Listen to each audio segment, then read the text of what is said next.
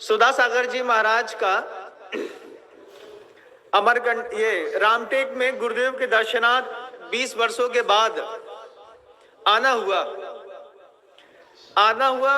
गुरुदेव से जब मिलने के लिए वे आ रहे थे तो उनके पीछे गुरुजी से ज्यादा वैभव दिखाई दे रहा था।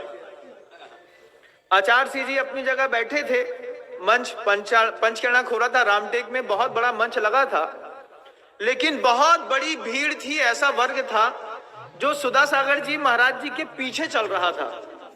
हम लोग आगवानी करने के लिए गए, जाकर के देखा तो पहली बार तो सुधा सागर जी महाराज को 2013 में देखा अच्छा बहुत बड़ा शरीर है और पीछे बहुत सारे लोग चले आ रहे हैं। आ गए, आकर के गुरुदेव के दर्शन हो गया, मिल लिया, बैठ लिया। 3-4 दिन बाद बैठ करके बात करने का मौका मिला तो हमने महाराज जी से कह ही दिया। हमने कहा महाराज जी आपका वैभव तो आचार्य सिंह जी के वैभव से भी ज्यादा बड़ा है। जब हमने कहा सुधा सागर जी महाराज से कि आपका वैभव तो आचार्य सिंह जी के वैभव से ज्यादा भी बड़ा है, तो महाराज जी ने बड़ी अच्छी बात कही। महाराज जी कहते हैं ऐसा नहीं है, हमारा वैभव दिखता है और वो बाबा में वो जो बाबा हैं वो वास्तव में वैभव संपन्न है। हमने कहा महाराज जी आजकल तो जो दिखता है वो बिकता है। तो सुधा सागर जी महाराज कहते हैं मुझ में और उनमें बहुत फर्क है। हमने कहा मुझे तो बिल्कुल भी दिखाई नहीं दे रहा, हमको तो ये लग रहा है कि चेला गुरु से 21वां है, 19वां नहीं है। तब महाराज जी ने अपने अंतरंग की बात करी। सुधा सागर जी महाराज कहते हैं देखो मेरे पीछे की भीड़ कितनी भी हो, लेकिन गुरुदेव की तुलना मैं जिंदगी भर का पुरुषार्थ करने के बाद भी नहीं कर सकता। क्यों नहीं कर सकते? तो सुधा सागर जी महाराज खुद इस बात को बताते हैं कि देखो कुछ ऐसी चीजें हैं जो चाह कर भी मैं पा नहीं पाया। आचार्य सिंह जी को 5 प्रकार के जो पंचाचार होते हैं, ज्ञानाचार, दर्शनाचार, तपाचार, वीराचार, चारित्राचार, ये 5 आचार होते हैं, आचरण पद्धतियां होती हैं। सुधा सागर जी महाराज कहते हैं कि मुझको सिर्फ आचार सिद्ध है, मतलब ये आचरण की पद्धतियां सिद्ध हो सकती हैं, लेकिन गुरुदेव को आचार के साथ उनके आचार्य भी सिद्ध है। आचरण तो सिद्ध है ही, आचरण सिद्धि के साथ साथ उनको उनके आचार्य की भी सिद्धि है। और सुधा सागर जी महाराज ने वो जो बात बताई कि क्या फर्क है हम में और गुरुदेव में। हमने कहा इतना वैभव है आपके साथ, इतना दिखता है, इतना आपका नाम सुना है, 20 साल से सुनते हैं, राजस्थान में ऐसे डंका बजाते हैं, वैसा करते हैं, ऐसा करते हैं। बिल्कुल अकेले बैठे थे हम और सुधा सागर जी महाराज। महाराज जी कहते हैं अकेले की बात बता रहा हूं सबके सामने, हल्ला मत करियो। महाराज जी कहते हैं हमने कहा आपका पुण्य गुरुदेव के पुण्य से ज्यादा तेज है। तब महाराज जी ने बड़ी अच्छी बात कही, बोले गुरुदेव के पुण्य का कोई शानी नहीं है। क्यों? क्योंकि अंदर की बात बताते हैं। महाराज जी कहते हैं, हमने कहा महाराज जी अंदर की बात बता दीजिए।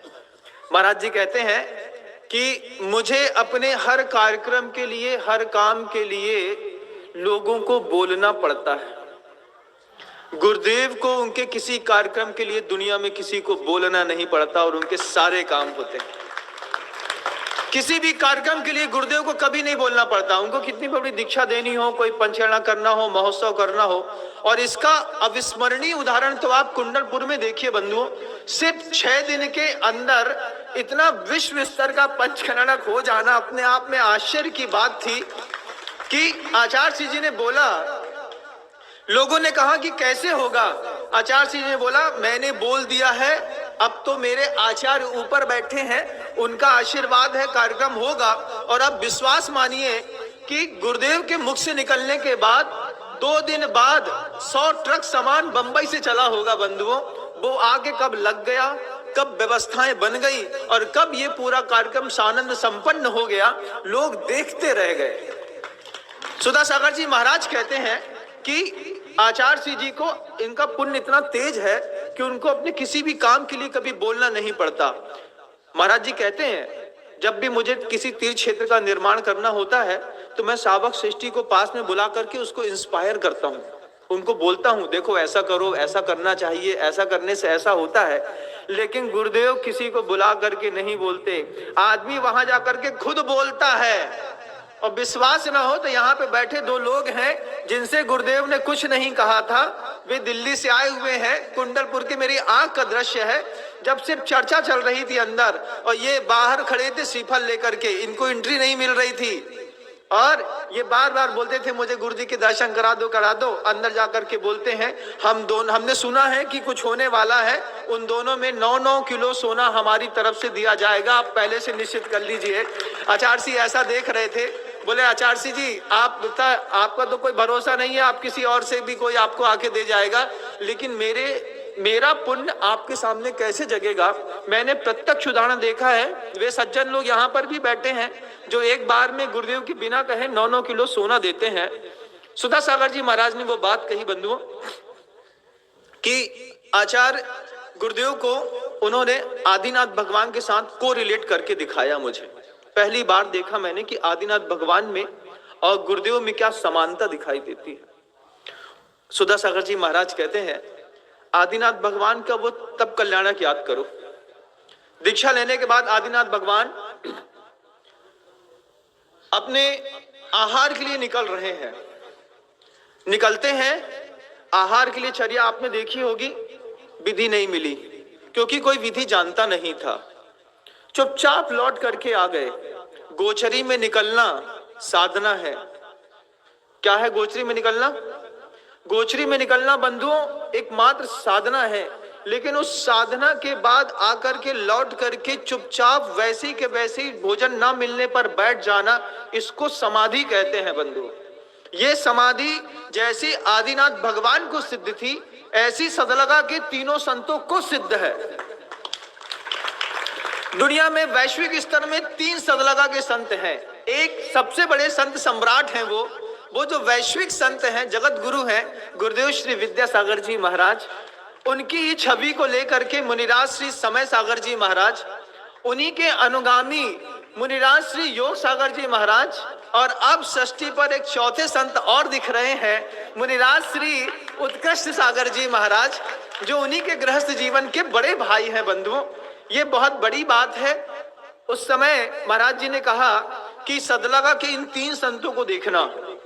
आचार्य सिंह जी की साधना चरम पर है, उसकी एक साधना का एक अपना गुण गुरुदेव ने बताया। सुधा सागर जी महाराज कहते हैं कि विनम्र देखो, आचार्य श्री जी आहार के लिए निकलते हैं, लेकिन उनका नियम है एक ही चौके में पड़गाहन देते हैं।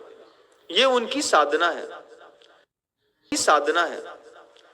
चौके में पड़गाहन हुआ, विधि मिली तो ठीक, नहीं मिली तो लौट करके जब हम आप वापस लौटते हैं तो मन कितना खिन्न हो जाता है। मान लीजिए अंतराय हो जाए, भोजन मिले पानी ना मिले, पानी मिले भोजन ना मिले, तो दिन भर में थोड़ा सा लगता है कि पेट में कुलबुल कुलबुल कुलबुल हो रही है। ये कुलबुल कुलबुल दिमाग में चक चढ़ जाती है। लेकिन गुरुदेव उनका नियम है, वो एक ही चौके में एक दिन में पड़गाहन देते हैं, एक ही चौके वाले को। आहार हो गया तो ठीक, कोई विकल्प हो गया तो वापस लौट के आते हैं, तो कई बार उनका आहार नहीं होता। यही नियम मुनिराज श्री समय सागर जी महाराज का, यही नियम मुनिराज श्री योग सागर जी महाराज का है। और जीवन में इतने प्रसंग, ऐसे प्रसंग कितनी बार बने हैं कि तीनों के तीनों महाराज जी आहारचर्या में निकले और तीनों को विधि नहीं मिली और तीनों एक साथ लौट करके अपने उपास्य में आकर के बैठ गए। सुधा सागर जी महाराज कहते हैं मैं आज तक उस साधना में प्रवीण नहीं हो पाया। अगर आहार में थोड़ा ऊंच नीच हो जाती है तो मन में खिन्नता तो आती है, लेकिन गुरुदेव को मैंने देखा कि जैसे आदिनाथ भगवान गोचरी करने के लिए साधना में निकलते, अपना लौट करके आए और विधि नहीं मिली, भोजन नहीं मिला, चुपचाप अपनी समाधिस्थ है और उस समाधि में उनके चेहरे में कोई फर्क ना पड़ता हो। गुरुदेव ने अपनी साधना और अपनी समाधि इतनी प्रवीण रखी है कि उस समाधि में जिस दिन जब तक मैं प्राप्त नहीं कर पाऊंगा तब तक मैं उनके बराबर कभी हो नहीं सकता। ये महाराज जी खुद अपने मुख से कहते हैं कि आचार्य श्री जी का पूरी दुनिया में कोई पार नहीं है, क्यों नहीं है? क्योंकि उनकी समाधि, उनके अपने मन की, वचन की, काय की शक्ति प्रत्येक समय टिकी रहती है। ये अपने आप में बहुत आश्चर्य की बात है बंधुओं। और ये सबसे बड़ी बात है कि ये हम प्रत्यक्ष देखते हैं। कितनी बार गुरुदेव को विधि नहीं मिली, चुपचाप लौट करके आ गए। पूरे दिन में कार्यक्रम में ना उनके किसी अध्यात्म में कमी होती है, ना स्वाध्याय में कमी होती है, ना सामायिक में कमी होती है, ना उपदेशों में कमी होती है, ना लौकिक व्यवहारों में कमी होती है। गुरुदेव हमेशा लगे रहते हैं, लगे रहते हैं, लगे रहते हैं। महाराज जी बोलते हैं, मैंने कई बार कोशिश करी कि इस तरीके के प्रकल्प को अपनाऊं, लेकिन आज तक मैं आजीवन इस बात का नियम नहीं ले पाया कि मैं एक ही चौके का नियम लेता हूं कि वहां से जाऊंगा और लौट करके वापस आ जाऊंगा और अपनी समाधि बना के रखूंगा। सुधा सागर इस बात में हमेशा फेल रहा है। ये बड़े महाराज जी खुद अपने मुख से कह रहे थे। हमको सुन के बड़ा आश्चर्य लगा कि इतने बड़े साधु होकर के हम तो सोचते थे कि आपका पुण्य बहुत तेज है, बहुत तेज है। तब महाराज जी ने बताया कि गुरुदेव का जितना तेज पुण्य है, इतना तेज पुण्य ना इस सृष्टि पर किसी दूसरे संत का हुआ है और ना ही कभी होगा। क्यों?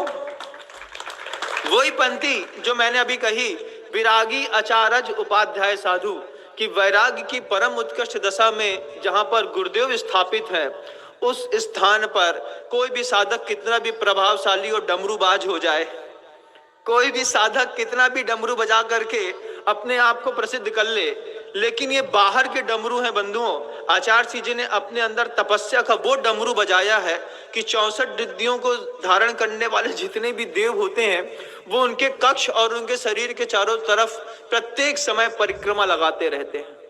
आपको विश्वास नहीं होता होगा, लेकिन मैंने गुरुदेव के जीवन से घटित हुए कई आश्चर्य देखे हैं। मैं एक एक करके आपको उन आश्चर्यों को समय रहते रहते पूरा बताने का प्रयास करूंगा।